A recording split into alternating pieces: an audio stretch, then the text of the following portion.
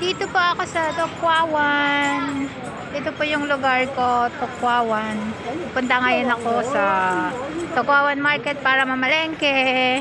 Ito po. Ito po. Ito po yung lugar ko. Yan po yung building namin. Baba po ng mga mobile. Mga line. Yan po. Ginagawa po yung building. Yan yung building namin. Dito po. Papunta po ako ng market. Dito lang po sa baba ng building namin. Sobrang lapit po. Ito po. Doon po sa may tulay. Doon po yung pinaka-market. Ito po. Maganda. Lahat mga building. Tapos lahat magaganda po dito. Dito po ako sa Hong Kong. Tokwawan. Pupunta po ako sa market. Thanks po for watching. God bless po.